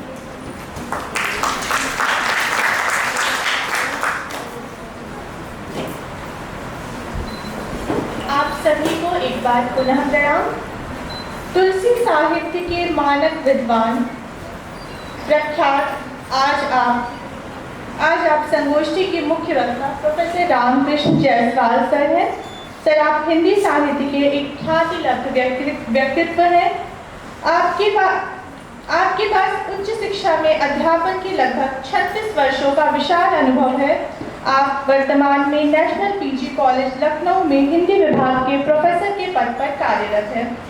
आपके अकादमिक योगदान की बात करें तो लगभग 12 पुस्तकें प्रकाशित हो चुकी हैं। साथ ही आपके शोध पत्र विभिन्न प्रतिष्ठित पत्र पत्रिकाओं में निरंतर प्रकाशित होते रहते हैं। आपको उत्तर प्रदेश हिंदी संस्थान द्वारा मदन मोहन मालवीय विश्वविद्यालय पुरस्कार से सम्मानित किया जा चुका है। सर के साथ सम्मान आपको मंच पर आमंत्रित करती हूँ। आप आने और आज की संगोष्ठी हम सभी को आलोकित करें। धन्यवाद। गोस्वामी तुलसीदास का रामराज और प्रेमचंद एग्जाम समाज विषय पर आयोजित इस राष्ट्रीय संगोष्ठी में उपस्थित महाविद्यालय के यशस्वी प्राचार्य प्रोफेसर मंजुला उपाध्याय जी, हिंदी विभाग की अध्यक्ष आदरणीय डॉक्टर मंजुला यादव जी, कार्यक्रम के विशिष्ट अतिथि आदरणीय डॉक्टर यशवंत दुबे जी, कार्यक्रम के अन्य विशिष्ट वक्ता हमारे परम मित्र आदरणीय डॉक्टर ऋषि कुमार ऋषि जी, समाज में उपस्थित शिक्षिका बहनों और देश का भविष्य प्रिय छात्रों, निश्चित रूप से सर्वप्रथम मैं महाविद्यालय के प्रति, महाविद्यालय के प्राचार्य के प्रति, हिंदी विभाग के अध्यक्ष डॉक्टर मंजुला जी के प्रति हृदय से आभार व्यक्त करता हूँ। कितने सुंदर और श्रेष्ठ कार्यक्रम में उपस्थित रहने का मुझे अवसर दिया और मुख्य वक्ता के रूप में मुझे संबोधित करने के लिए आमंत्रित किया। निश्चित रूप से मैं हृदय से धन्यवाद देता हूँ। आज भागात में मातृशक्ति को देख करके, यानी बच्चों को देख करके, शिक्षिका बहनों को देख करके मुझे मनुस्मृति का एक श्लोक याद आ रहा है। मनुस्मृति में कहा गया है, यत्र नारिस्तु पूजन्ते रमन्ते तत्र देवताः, यत्र तास् न पूजन्ते सर्वास् तत्र फलाः क्रियाः। जहाँ पर नारियों की पूजा होती है वहीं पर देवता निवास करते हैं, और जहाँ पर नारियों की पूजा नहीं होती वहाँ कोई कार्य सफल नहीं होता। जाहिर सी बात है कि भारतीय संस्कृति में नारीता की बात कही गई है। और जब हम गोस्वामी तुलसीदास जी के साहित्य पर बात करते हैं तो हमें पाते हैं कि राम राज्य में भी नारी के सम्मान की पूरी पूरी बात है। और साथ ही साथ जब हम प्रेमचंद को देखते हैं तो प्रेमचंद का भी पूरा साहित्य है नारी अस्मिता का साहित्य, नारी जागरण का साहित्य। वहाँ पर हम देखते हैं चाहे गोदान में धनिया के माध्यम से हो, या हम देखते हैं उनकी कहानी उस की रात में, जो उस की रात में मुन्नी है उसके माध्यम से हो, या अन्य अनेक प्रकार की कहानियाँ के माध्यम से नारी अस्मिता की आवाज़ हमें वहाँ पर देखने को। आज का विषय बहुत ही महत्वपूर्ण है। तुलसीदास का, गोस्वामी तुलसीदास का रामराज और प्रेमचंद का ग्राम सभा, निश्चित रूप से दोनों ही बहुत ही श्रेष्ठ बोल रहे। हमारे दो मित्र बोले, एक तो आदरणीय दुबे जी और दूसरी तरफ डॉक्टर ऋषि कुमार मिश्र जी। दोनों लोगों ने बहुत एक विभिन्न दृष्टिकोणों से अपना विचार किया। एक के लिए लोक और एक के लिए शास्त्र। और जाहिर सी बात है, मैं दोनों को मिल चुकी जो बात लोग कह चुके हैं उसमें मैं नहीं रहूँगा, क्योंकि पुनरावृत्ति करने की आवश्यकता नहीं है। क्योंकि जब तक लोक और शास्त्र दोनों को एक साथ नहीं मिलाया जाएगा तब तक ये संसार नहीं चल सकता। और हम देखते हैं दोनों जो साहित्यकार, चाहे हम प्रेमचंद को देखें या हम गोस्वामी तुलसीदास जी को देखें, दोनों लोक और शास्त्र को मिला करके चलने की बात है। गोस्वामी तुलसीदास जी भी केवल शास्त्र के ही नहीं, शास्त्र के साथ साथ लोक भी उनके प्रभाव। और उसी प्रकार से प्रेमचंद जी यद्यपि लोक की बात करते हैं, लेकिन लोक के साथ साथ जीवन मूल्यों और मर्यादाओं के साथ वो शास्त्र लेकर चलते। गोस्वामी तुलसीदास ये एक ऐसे कवि हैं जिन पर सबसे ज्यादा विदेशी विद्वानों ने विचार किया और उनके विषय में ज्यादा ब्राह्मण दर्शन लिखते हैं। उनकी अस्मिता का मूल्यांकन करते हुए लिखते हैं कि भगवान बुद्ध के बाद कोई अगर दूसरा महापुरुष भारतवर्ष में हुआ है तो गोस्वामी तुलसीदास। जिस प्रकार से भगवान बुद्ध ने मार्ग दिखाया था, रास्ता दिखाया था भारतीय समाज को, उसी प्रकार से गोस्वामी तुलसीदास जी भारतीय समाज को रास्ता दिखाने का कार्य करते हैं। और दूसरी बात उन्होंने कही कि उनके द्वारा जो लिखा गया रामचरितमानस तो भारत की बाइबल, यानी रामचरितमानस के जो दृष्टांत हैं, जो सिद्धांत हैं, वो एक एक अनुकरणीय हैं, स्मरणीय हैं। उसमें पुरुष अस्मिता है, उसमें मानव मूल्य हैं, जीवन की अस्मिता है, उसमें नारी अस्मिता है, नारी के गौरव का गान है, विभिन्न आख्यानों से उतरपूत है गोस्वामी तुलसीदास का। अब एक प्रसंग मेरे ध्यान में आता है कि जब रामचरितमानस का जब प्रारंभ होता है, तो मैं अलग चीजों से मैं बात करूंगा जो हमारे मित्र कह चुके हैं कि शिव और पार्वती का एक प्रसंग है कि पार्वती जी से शिव जी से राम की कथा पूछती कि राम कौन है और राम के जन्म का कारण क्या है। तो कहते हैं वर्णो रघुवर विशद जसो शुद्ध सिद्धांत निचो। एक राम है जो दशरथ के पुत्र राम, और एक राम है जिनको कहा गया है कि वो शिव जी उनका ध्यान करते हैं। ये वास्तव में राम कौन है और फिर राम जन्म का कारण क्या है, राम का जन्म क्यों होता है। तो शिव जी कहते हैं पार्वती जी से कि राम जन्म के हेतु अनेका परम विचित्र एक। राम जन्म का कोई एक कारण नहीं, अनेक कारण, परम विचित्र एक से कारण। तो कहते हैं जन्म एक दुई कहूँ बखानी सावधान सुमति। मैं एक दो जन्मों की बात कर सकता हूँ। जन्म तो कि भारत होंगे, बड़े पवित्र होंगे, जहाँ पर विश्व पुराण में कहा गया है उत्तरंग समुद्रश्य हिमावश्य दक्षिण और वर्षम तद भारत नाम भारतीय संतति। विष्णु कहे जहाँ इसके उत्तर में हिमालय पर्वत और जिसके दक्षिण में हिंद महासागर। ऐसा हमारा पवित्र भाग, हमारा देश भारत है और हम भारतवासी इसकी संतान हैं और हमारी संस्कृति बहुत ही दिव्य है, गौरवपूर्ण है और विशिष्ट। और साथ ही साथ हमारी संस्कृति कहती क्या, तुलसीदास जी भी इसकी रक्षा की बात करते हैं और प्रेमचंद जी इस मानवता की रक्षा की बात करते हैं, जो बात हमारे ऋषियों ने पहले की। हमारे मित्र ऋषि कुमार जी बैठे हैं। ऋषि का मतलब होता है जो वैदिक काल में कोई ऋषि जब रिसर्च करता था, जब ऋचाएँ लिखता था तब उसको ऋषि कहते थे, वैसे ऋषि। और कुमार कहा गया है स्वामी कार्तिकेय के पुत्र थे, जो देवताओं के सेनापति थे। तो ऐसे ऋषि कुमार जी बैठे। तुम्हारा ऋषि क्या लिखता है, ऋषि लिखता है कि अयम मिलह पर होगी गणना लग चेत उदार चरिता नाम तु वस देव। यानी अपने और पराये की गणना तुच्छ बुद्धि वाले लोग करते हैं, उदार वाले लोग संपूर्ण पृथ्वी को ही अपना पैदा। आपसे कहा गया सर्वे भवन्तु सुखिनः सर्वे सन्तु निरामयाः सर्वे भद्राणि पश्यन्तु मा कश्चित् दुःखात् भवेत्। सभी सुखी हों, सभी निरोग हों, सभी का कल्याण हो, किसी का कल्याण हो। ये भाव लेकर के गोस्वामी तुलसीदास जी भी चलते हैं और यही भाव लेकर के प्रेमचंद जी भी चलते हैं। उनकी कहानियाँ और जो इतिहास इस बात का उदाहरण हमारे समक्ष प्रस्तुत है। तो अब मैं उस बात पर आता हूँ कि जब वो बता रहे हैं, पूछ रहे हैं पार्वती जी शिव से कि राम की कथा तब वो क्या कहते हैं, कहते हैं एक कारण और भारतवर्ष की पवित्र विशेषता।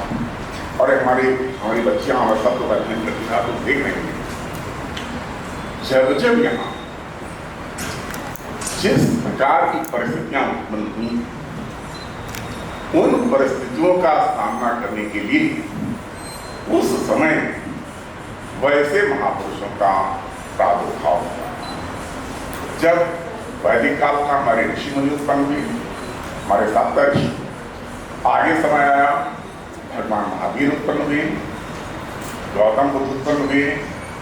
आधुनिक काल में जब हम आते हैं तो जब देश को स्वाधीनता चाहिए थी, स्वतंत्रता आंदोलन चाहिए था, तो लाल बाल पाल उत्पन्न हुए, सरदार भगत सिंह उत्पन्न हुए, चंद्रशेखर आजाद उत्पन्न हुए, महात्मा गांधी आए, गोपाल कृष्ण इत्यादि इत्यादि। तो ये पवित्र भारत भूमि की विशेषता है। और अगर हम सतयुग से लेकर के कलयुग तक 4 युग माने हैं, तुलसीदास जी क्या लिखते हैं? 4 युग पूरी मैथमेटिक्स है।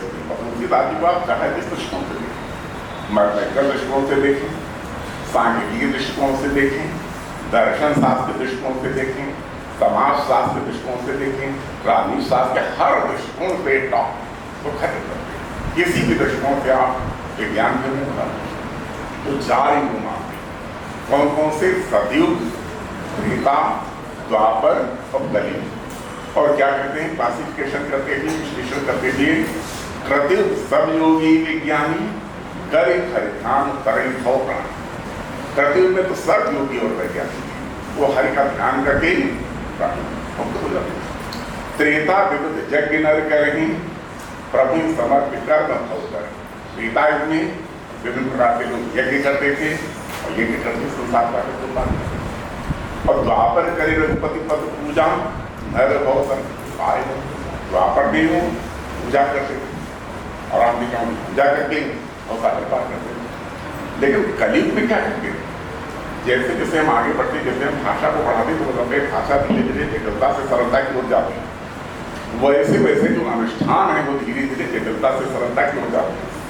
तो कलयुग में क्या हुआ कि कलयुग केवल हरि गुण गाहा और गावत नर पावनी भव कहा। कलयुग ने इतना सरल अनुष्ठान बता दिया, केवल राम नाम का उच्चारण करिए, केवल राम नाम का जप करिए और आप क्या है?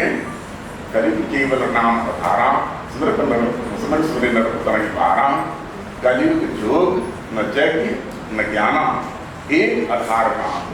कहते कलयुग में योग की प्राप्ति है आसानी से नहीं किया जा सकता, यज्ञ बहुत ही जटिल और ज्ञान प्राप्त करना तो और भी जटिल। तुलसीदास जी जब ज्ञान और धन की तुलना करते हैं क्या कहते हैं? ज्ञान पंथ कृपाण करेगा पर कभी इसको हो ही नहीं पा रहा। ज्ञान का रास्ता तो परवाह करने के समान है, लेकिन जो भक्ति का रास्ता है, राम भगत मन गुरु बस जाके दुख दौले कि राम की भक्ति तो एक मणि जो जब प्राप्त हो गई तो किसी प्रकार का लेश मात्र दुख या कष्ट नहीं आ सकता। तो कलयुग में उन्होंने केवल राम नाम का आधार बताया और राम नाम के आधार पर कहा है उसका। और अब बच्चों को समझने के लिए वश यहाँ पर बैठी इसलिए बहुत आवश्यक है। आप लोग सोचते तो पूरी कल्पना कर दी, पूरी कल्पना। आधुनिक युग में जब महात्मा गांधी ने स्वतंत्रता आंदोलन का नेतृत्व किया तो गांधी जी राम को लेकर के चले। उसके भारतीय संस्कृति में आदमी राम से बड़ा व्यक्तित्व, राम से बड़ा नाम नहीं। अगर आपको सत्ता में आना है तो राम का सहारा लगाओ, राम क्या। अगर आपको अध्यात्म के पद पर आगे बढ़ना है तो राम। तो क्या कहते हैं? क्या कहते हैं? देखिए कि जो राम है, राम नाम को गांधी जी लेके चले। और गांधी जी कहते हैं राम, बचपन में भी मैं बच्चों ने पढ़ा होगा, सत्य के मेरे प्रयोग। गांधी का किताब पढ़िए बच्चों, ये बात ध्यान से सुनिए। 2-3 किताबें जब आप इंटरव्यू में जाएंगे तो आपसे पूछा जाएगा आपने कौन कौन सी किताबें पढ़ी, पुस्तकें कौन कौन सी पढ़ी। और मैं बता रहा हूँ इसके बारे में अगर आप इंटरव्यू जब वो लिखें तो आप निश्चित रूप से निबंध लिखा जाए तो गांधी जी का नाम जरूर जोड़ देना, फिर रामचरितमानस का नाम जरूर जोड़ देना। जैसे गीता हमारे मित्र को पूरी लिखी हुई है, गीता का जरूर जोड़ देना। ये चीजें जब जोड़ देते हो तो एग्जाम पर बहुत अच्छा प्रभाव पड़ता है कि हाँ आपने कुछ अध्ययन किया, आप अच्छी तरह से जानते हैं। तो कुछ अच्छी अच्छी किताबें जैसे पंडित जवाहरलाल नेहरू की या महात्मा गांधी की या डॉक्टर अम्बेडकर की या APJ कलाम की या स्वामी विवेकानंद की। स्वामी विवेकानंद की राज पुस्तक जरूर प्राप्त, क्योंकि जब आप जितना ही ज़्यादा अच्छी अच्छी किताबें आप पढ़ेंगे आपके व्यक्तित्व का विकास होगा। तो गांधी जी कहते हैं सत्य के मेरे प्रयोग में कि मैं बचपन में बहुत डरता, तो मेरी घर की परिचारिका ने कहा अगर तुम राम नाम क्या करो तो तुम्हारा डर दूर हो जाएगा। और जब मैंने राम नाम का उच्चारण किया तो वास्तव में मेरा दिल दूर हो गया। और बचपन में मैंने राम की कथा पढ़ी थी, रामायण का पाठ ले रहा हूँ, और जब स्वतंत्रता आंदोलन का नेतृत्व कर रहे थे तो ये राम लेकर के वो चले। और उद्घोष है रघुपति राघव राजा राम पतित पावन सीता राम। तो ये बात जो तुलसी लेकर के चलते हैं वो आगे देखते हैं समकालीन संदर्भों में, जो जब हमारे नए संदर्भों में गांधी जी ने जो करते हैं तो राम को लेकर के चलते हैं। राम शब्द में वो व्यापक शब्द ना हम एक बहुत चमत्कारिक एक ये कहा जाता है कि किसी ने कहा तुम्हारे राम तो राजा हैं और तुम राजा की पूजा कर रहे, तो उन्होंने कहा कि दोहा गीत किया, बिना दोहे की बात नहीं करते थे। कहते थे जौ जगदीश तो अति कलो और जौ महीस बड़भा तुलसी चाहत जन्म भरे रामचंद्र अनुरा। तो जगदीश तो अच्छी बात, और अगर जो परमात्मा है बहुत अच्छी बात, राजा और अच्छी बात, कुछ भी हो हम राम के चरणों में प्राण बात करें। तो शिव जी क्या कहते हैं पार्वती जी से, कहते हैं कि अवतार का कारण क्या है कि जब जब हो धर्म कह हानि बाढ़े असुर अधम अभिमानी करें अनीति जायुधि बरनी सीधे मित्र खेन सुर धरनी तब तब प्रभु हरि विदुर सरिता हर कृपा विदु सज्जन। जब जब अधर्म बढ़ता है, धर्म की हानि होती है, तब तक धर्म की रक्षा के लिए परमात्मा का विभिन्न रूप में अवतार, एक ही रूप में अवतार नहीं होता। उनका वाराह अवतार भी, उनका नरसिंहावतार भी हुआ, उनका कश्यप अवतार भी हुआ, उनका मत्स्य अवतार भी हुआ, उनका वामन अवतार भी हुआ, उनका वाराह अवतार भी हुआ, उनका नरसिंहावतार भी हुआ, उनका परशुराम के रूप में भी अवतार हुआ, उनका राम के रूप में भी अवतार हुआ, उनका कृष्ण के रूप में भी अवतार हुआ। और अब आगे के भगवान बुद्ध को भी माना गया कि भगवान बुद्ध वो केशव दत्त बुद्ध शरीरम बघेन्द्र चटर्जी कहते हैं, और हमारे साथ पुराणों में भी भगवान बुद्ध का अवतार कर दी गई है। हमारा अगला जो अवतार होगा कल की अवतार होगा, तो अवतारवाद की प्रतिष्ठा गोस्वामी तुलसीदास जी की एक बहुत ही महत्वपूर्ण प्रतिष्ठा है। अभी हमारे मित्र ने कई बातें बताई कि किस प्रकार से तो राम एक आदर्श मानव जीवन जीने की कला सिखाते हैं, और उसका किसी एक धर्म विषय से मालूम नहीं। कहीं रामचरित में हिंदू शब्द का तो लेख ही नहीं आया कि हिंदुओं के लिए रखना, ये सबके लिए। जब वो कहते हैं आदर्श उदाहरण कि प्रात काल उठे रघुनाथा मात पिता गुरु नाम ही माथा। प्रातः काल उठ के भगवान राम माता पिता और गुरु को प्रणाम करते हैं।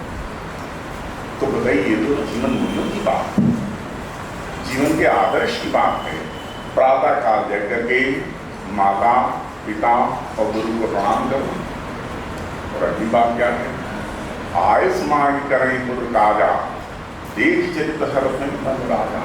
आदेश पा करके वो नगर के कार्यों का संपादन करते हैं, ये कार्य नहीं करते।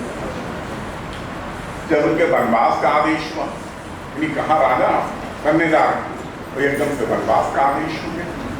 अब आम आदमी पे क्या रिएक्शन होता उसका, तमाम क्षोभ की बात आती, ग्लानि की बात आती है, लेकिन नहीं। और बच्चों, आप लोगों को आगे देश को संभालना, देश के बड़े बड़े प्रतिष्ठित पदों को आपको प्राप्त करना है, और जितना प्रतिष्ठित पद उतना ही चले थे। ये मैडम हमारी प्राचार्य हैं, उनके सामने अलग प्रकार का चले, टीचर है पास पास थोड़ा काम चले, और धीरे धीरे जैसे और प्रोग्रेस करती जाएंगे चलेंगे और बात चले। तब ये ग्रंथ ही हमारे साहित्यकार, हमारे तुलसीदास, हमारे प्रेमचंद, इनका साहित्य ही आपका मार्गदर्शन है, और अपने मार्गदर्शन आप स्वयं बनेंगे, दूसरा कोई आपका मार्गदर्शन नहीं कर सकता। क्योंकि जब हमारा विद्यार्थी विद्याध्ययन करके गुरुकुल से निकलता था तो गुरु उसको 3 बातें बताते। ये सब तुलसीदास जी के साहित्य में नहीं, लेकिन हम सूत्र रूप में आपको बताते हैं, क्योंकि अगर हम साहित्य पे जाएंगे तो बहुत समय लग जाएगा। तो वो 3 बातें बताते। जब विद्याध्ययन करके विद्यार्थी निकलता था गुरुकुल से तो 3 बातें बताई करती। उसको समावर्तन संस्कार कहते। क्या होता था समावर्तन संस्कार? 14 संस्कार। पहली बात क्या कहते थे, सा विद्या होते, विद्या वो है जो विमुक्त करती है। यानी कहीं बांधती नहीं, ना आप जाति के बंधन में, धर्म के बंधन में, क्षेत्र के बंधन से ऊपर गए, तभी आप विवेकानंद बन सकते हैं, तभी आप भगवान बुद्ध बन सकते हैं, तभी आप महात्मा गांधी बन सकते हैं, तभी आप बड़े बन सकते हैं जब आप एक सीमित किले से अपने को बाहर निकालें। दूसरी बात क्या कहते थे? आत्मदीपो भव, अपना प्रकाश अपने आप बनो। सारी शक्तियाँ, स्वामी विवेकानंद क्या कहते हैं? All powers in you, you can do anything and everything. सारी शक्तियाँ आपके समाहित हैं, बस उन शक्तियों को आपको जागृत करने की, जगाने की आवश्यकता है। जैसे उन शक्तियों को आपने जगा लिया, वैसे ही आप में निखार आएगा और आप अपना तो रास्ता बनाएंगे, समाज का भी रास्ता। और तीसरी बात वो ऋषि करते हैं, सत्यंबद, धर्मचर, स्वाध्यायान आप्रमदा, मातृदेवो भव, पितृदेवो भव, आतिथ्य देवो भव, आचार्य देवो। कि सत्य बोलो, धर्म का आचरण करो, स्वाध्याय से कभी प्रमाण न करो, अच्छी चिंता। ये नहीं कि आपको मंजिल मिल गई, पद मिल गया, पढ़ना छोड़ दो, नहीं, तभी अच्छी चिंता। तो सत्यंबद, धर्मचर, सत्य बोलो, धर्म का आचरण करो, स्वाध्याय महाप्रदा, स्वाध्याय से कभी प्रमाण मत करो। और फिर वही बात जो तुलसी ने कहा, मातृदेव हो, पितृदेव हो, आतिथ्य देव हो, आचार्य।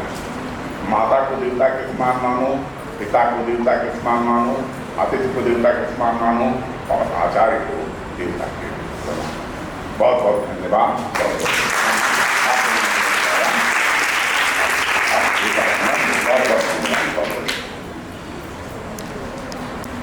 अंत में मैं अत्यंत आदर के साथ सादर आमंत्रित करना चाहूंगी महाविद्यालय की गरिमामयी प्राचार्य आदरणीय प्रोफेसर उपाध्याय मैम को, जिनके दूरदर्शी नेतृत्व, सहयोग और प्रेरणा से ही यह भव्य आयोजन संभव हो पाया है। मैम,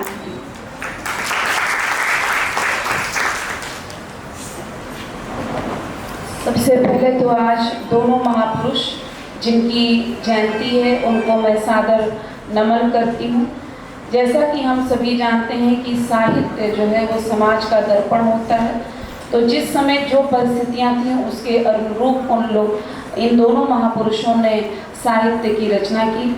आज हमारे बीच इनके दोनों ही महापुरुषों पर और उसको महात्मा गांधी जी से भी जोड़कर, बुद्ध से भी जोड़कर, बहुत ही हमारे तीनों जो वक्ता हैं जो इस विषय के मर्मज्ञ हैं, देखें तो हमारे मुख्य वक्ता अभी जिनका उद्बोधन आपने सुना, प्रोफेसर रामकृष्ण जायसवाल जी, विशिष्ट वक्ता प्रोफेसर ऋषि कुमार मिश्र जी, और सबसे पहले क्योंकि बहुत पहले ही उनका वक्तव्य हो चुका है, यशवंत कुमार विरोधय जी, तीनों ही प्रोफेसर्स हैं और मंच पर जो विराजमान हैं, हम नवयुग कन्या महाविद्यालय की तरफ से आपका आभार प्रकट करते हैं कि आपने अपने उद्बोधन से जो है हमारी छात्राओं का मार्गदर्शन किया और तीनों ही जो दोनों ही साहित्यकार जो हैं, इनकी विभिन्न कृतियों से हम क्या ज्ञान अर्जन करते हैं, हम क्या सीखते हैं, हमें अपने जीवन को कैसे जीना है,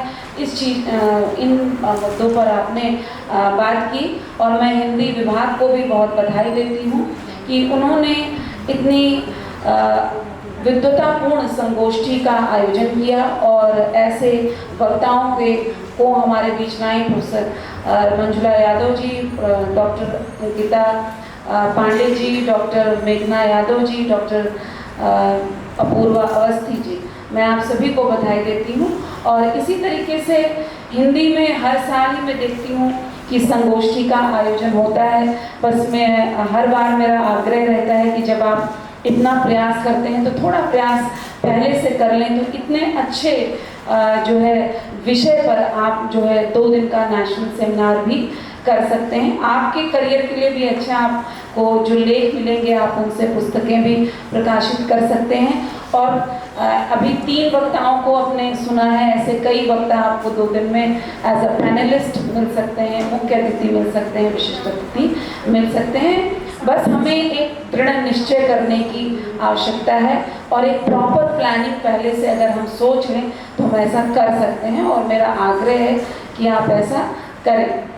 और मैं फिर आती हूँ, जैसा कि जब रामकृष्ण जी बोल रहे थे, ऋषि जी जब बोल रहे थे तो मैं थी नहीं आते समय, पर जो है रामकृष्ण जी जब बोल रहे थे तो ऐसा लग रहा था कि हम जो राम का पूरा रामचरितमानस हमारे सामने आ रहा है और उसको किस तरीके से जीवन को जीना है, उसकी सारी कलाएं, अगर हम एक एक चरित्र को देखें रामचरितमानस में जिसको तुलसीदास जी ने लिखा है, उसमें सभी आदर्श के रूप में, आदर्श पिता कैसा हो, आदर्श जो है पुत्र कैसा हो, आदर्श भाई कैसा हो, आदर्श पत्नी कैसी हो। आज भी अगर युगल जोड़ी हम देखते हैं कि इतना कंकटाकीर्ण पूर्ण, मतलब कि बहुत ही विषम परिस्थितियों वाला जीवन रहा रामचंद्र जी और सीता जी का, और आज तरह तरह के प्रश्न अल्पज्ञानी लोग उनके चरित्र पर मतलब उठाते हैं, पूरे साहित्य पर भी उठाते हैं, उनके जीवन पर भी उठाते हैं कि उन्होंने अपनी पत्नी को छोड़ दिया, जंगल में छोड़ दिया। ये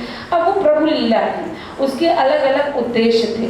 जैसे हम भी अपने जीवन में कुछ करते हैं तो अलग करने की कोशिश करते हैं तो कुछ ना कुछ हमें कष्ट झेलने पड़ते हैं।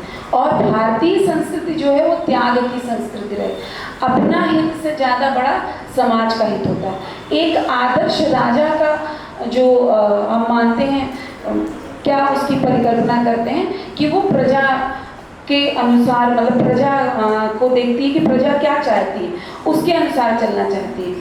तो प्रजा ने जब ये जो चीज़ डिमांड किया, प्रश्न चिन्ह उठाए, तो उसके अनुसार कुछ चीज़ें करनी पड़ी। और वैसे अगर हम उसको धार्मिक रूप में देखें तो वो एक प्रभु लीला के रूप में था। और प्रेमचंद जी का जो साहित्य दिखता है तो हमें थोड़ा ग्लूमी एटमॉस्फेयर में दिखता है कि हमें लगता है कि बहुत निराशा भरे स्वर हैं। तो उस समय जो कालखंड था, उस समय वैसी ही परिस्थितियाँ थी, तो उन्होंने उस समय वैसे साहित्य की रचना की। पर वो आशा करते हैं कि काश ऐसा हो जाए, इतना एक कभी आशा की किरण होगी, ऐसी सुखद किरण, ऐसा कभी अच्छा समय आएगा कि जो है लोगों का जीवन कठिन होगा। उन्होंने वंचितों के जीवन के पर ज़्यादा अपना साहित्य लिखा। और समाज में समय समय पर अलग अलग परिवर्तन आते हैं। जैसे भारतीय संस्कृति को देखिए तो एक वेदकालीन युग है, एक वेद काल के बाद का युग है, फिर मध्यकाल का युग है, और फिर आधुनिक काल भी है। और हम अलग अलग समय पर अलग अलग संस्कृतियों से प्रभावित हुए, कभी मुगल काल से, कभी अंग्रेजों से, कभी फ्रेंच, उससे अलग अलग उससे प्रभावित होते हुए भी हम आगे बढ़ते चले आए हैं और अपनी संस्कृति को संजोए रखें। तो ये हम कभी भी आज के समय में भी नकार नहीं सकते हैं कि राम का जीवन जो है, अगर हम उन्हें मर्यादा पुरुषोत्तम कहते हैं तो उनका जीवन आदर्श तो है ही। अब वो उस आदर्श पर कौन चलना चाहता है, कौन नहीं चलना चाहता है, ये अलग बात है।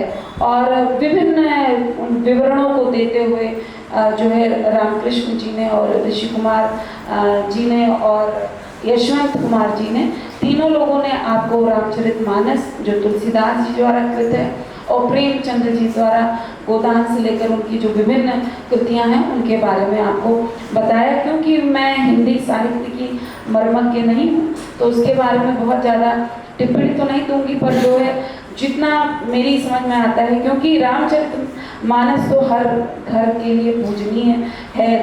अखंड रामचरितमानस का पाठ आज भी लोग करवाते हैं। भले लोग आज निंदा भी तरह तरह से करते हैं कि उन्होंने ढोल गंवार शूद्र पशु नारी को अपने तरीके से इंटरप्रेट करके कि उसमें ये कहा गया है। अब ताड़ना का भी अलग अलग शब्द निकाला जाता है जिससे भ्रांतियाँ उत्पन्न होती हैं। तो पर जो साहित्य है उनके उस साहित्य का कभी भी आलोचना नहीं हुई है।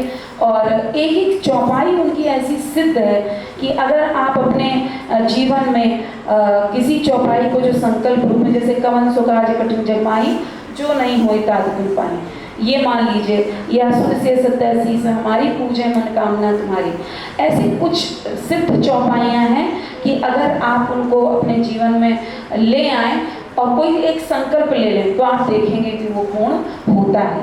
तो वो जो रामचरितमानस है वो लोगों की आस्था की वजह से इतनी पवित्र भी हो गई है, और हम ये कहेंगे कि वो धार्मिक ग्रंथ के साथ साथ एक लोक ग्रंथ भी है जो सही राह पर चलने का मार्ग सिखाते हैं। जब रामचंद्र जी को वनवास होता है और वो अयोध्या से लेकर लंका तक और फिर वापस लंका से अयोध्या आते हैं, तो इस पूरे कालखंड में और इस पूरी यात्रा में वो हर समाज से मिलते हैं, जिनको वंचित समाज कहा जाता है, जिनको हम आज के समय में एससी कहते हैं, जो ट्राइबल समाज को हम कहते हैं, आदिवासी समाज, उनसे मिलते हैं, शबरी के बेर तक खाते हैं।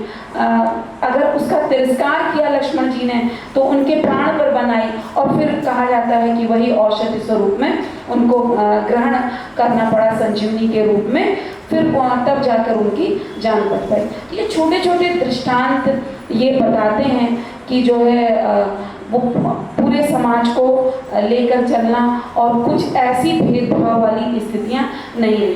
हालांकि चाहे कितना भी वेदकालीन समाज हो, विकसित समाज हो, आज के समय में भी विकसित समाज हो, अल्प विकसित समाज हो, विकासशील समाज हो, कहीं पर भी पूर्ण रूप से समानता हो ही नहीं सकती।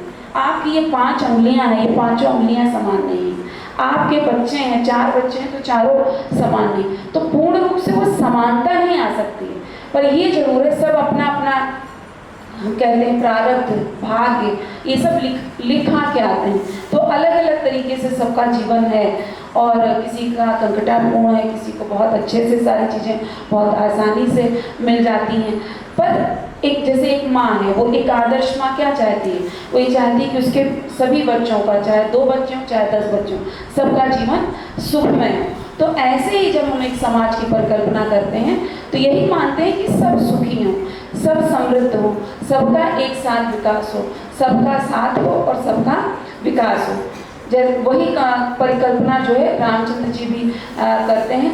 जैसे और इस यात्रा में किस तरीके से तारना है, जैसे अहिल्याबाई को श्राप मिला था तो उनको उन्होंने तारा, शबरी उनका इंतजार कर रही थी, उनको जो है उन्होंने तारा, उनके प्रसाद को ग्रहण करके। पर शबरी का प्रेम देखिए कि उनके प्रभु को जो है कहीं खट्टे वेद न मिल जाए, तो वो इसलिए उसको जूठा कर करके चख कर दे रही थी। तो प्रेम का एक चरम आदर्श है। इसी तरीके से पुत्र की अपने पिता की आज्ञा का पालन करना एक उसका आदर्श स्वरूप है।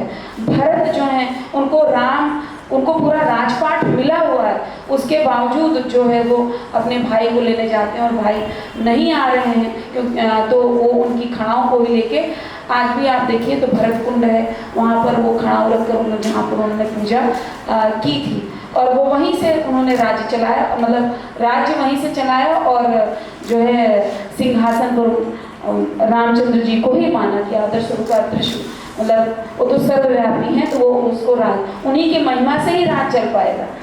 भरत ने भी अपने नतमस्तक माना रामचंद्र जी के सामने, क्योंकि क्या प्रभु नहीं चाहते तो क्या राज चला पाते भरत? तो जैसे माताएं हैं, तो रामचंद्र जी ने कैकेयी को भी इसलिए उनको माता को भी कोई दोष नहीं दिया। कैकेयी माता भी उनको बहुत ही प्रेम करती थी, पर बुद्धि जैसे तो ना पूरी रचना रचनी थी, तो उनकी बुद्धि पर जो है सरस्वती का वास हुआ, और उन्होंने इस तरीके का प्रण मांग लिया अपने पति से, और बाद में पछतावा भी हुआ उनको कि उसकी वजह से उनका पुत्र भी वनवास को गया और पति को भी का भी बिछोह उनको झेलना पड़ा। और दशरथ क्यों बंधे हुए थे? क्योंकि दशरथ के प्राणों की रक्षा जो है कैकेयी ने की थी। तो सभी अपने अपने वचनों में कहीं ना कहीं बंधे। आज जो रामकृष्ण जी ने 4 युग बताए, सतयुग, त्रेता युग, द्वापर युग और कलयुग, तो आप सभी युगों में देखिए कि जो आदर्श हैं धीरे धीरे उनमें गिरावट आती, पर आदर्श मतलब मानने वाले लोगों में गिरावट आ रही होगी, पर आदर्श वही है जो सतयुग में था आदर्श कि धर्म की जय हो, अधर्म का नाश हो, वही त्रेता युग में, वही द्वापर युग में, वही कलयुग में भी।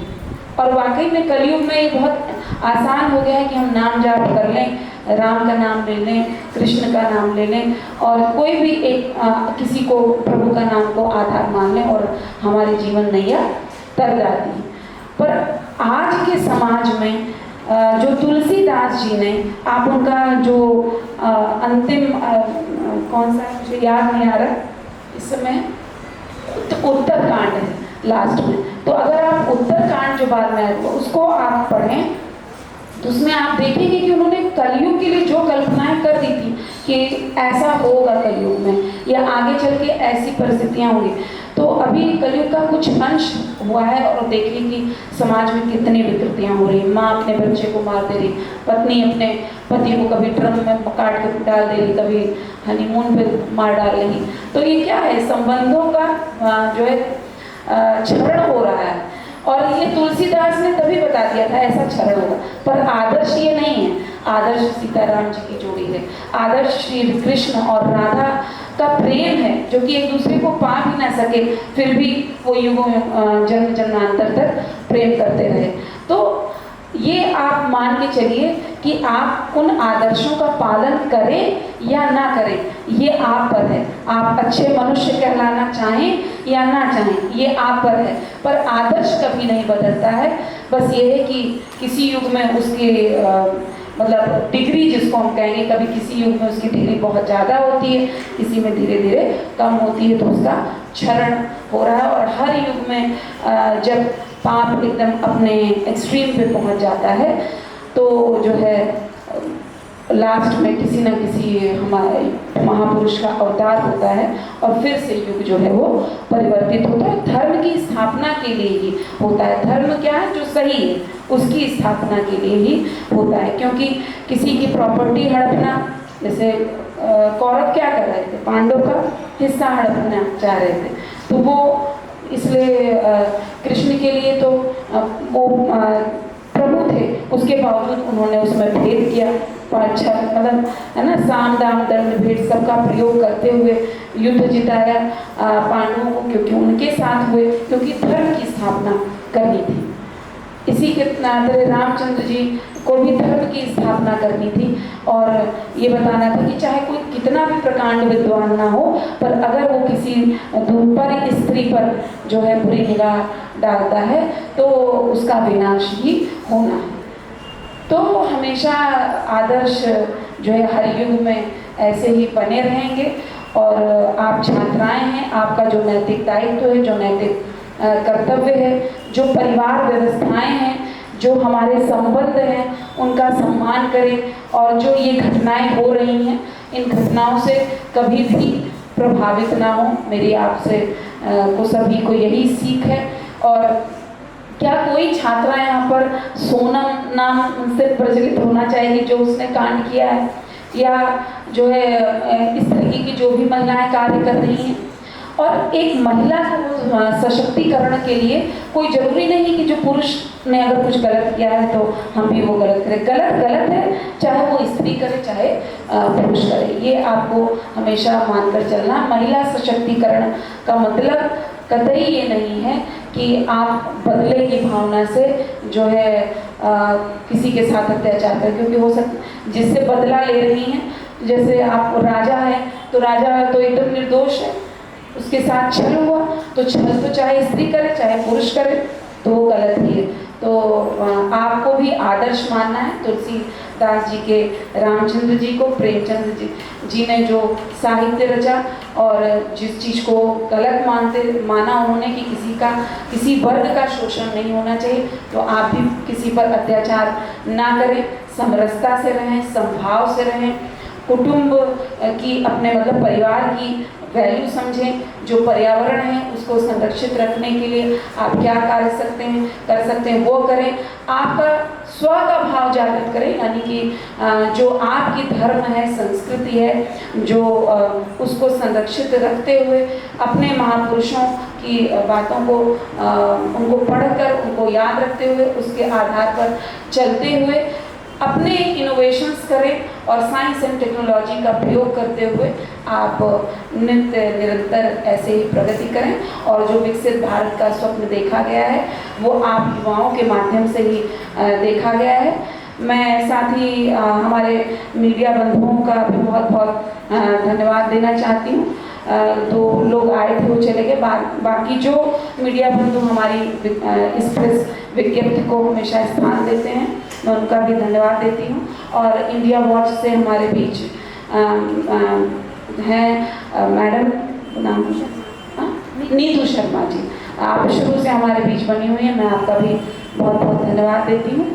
और मैं फिर से हमारे तीनों जो है बहुत ही विद्वान वक्ता, जो कि मुझे लगता है एक एक व्याख्यान सबका अलग से होना चाहिए सबको, क्योंकि टीचर की वैसे भी बोलने की आदत होती है, 45 मिनट से कम क्या बोलेंगे, तो एक एक घंटे का व्याख्यान हो, तब आप शायद अपनी विद्वता से हम सभी को और लाभान्वित कर पाएँ और एक अलग अलग से व्याख्यान भी आगे हों। हम इन फ्यूचर आपको ऑनलाइन या ऑफलाइन कभी भी बुलाएं। मैं फिर से आप सभी का नवीन कन्या महाविद्यालय परिवार की ओर से धन्यवाद देती हूँ, हृदय से आभार। प्रेमचंद ने भी गोदान में कहा था कि नारी में यदि पुरुष के गुण आ जाते हैं तो वो उल्टा हो जाती है। तो इस नैतिकता को अपने हृदय में बसाइए और राम जप बावरे, घोर भव नीर नाम निज नावरे। और कलयुग के इस कंटकपूर्ण मार्ग पर यदि सुगम हो सकता है तो उसके लिए नाम जप जरूरी है। इस लोक और शास्त्र से परिपूर्ण संगोष्ठी का यहाँ समापन होता है। मैं औपचारिक धन्यवाद हेतु अपनी विभागाध्यक्ष प्रोफेसर मंजुला यादव मैम को आमंत्रित करती हूँ। आज दो बड़े महान विभूतियों की जयंती मनाई जा रही है, जिसके लिए आपको हार्दिक शुभकामनाएं। धन्यवाद बड़ा ही औपचारिक शब्द है।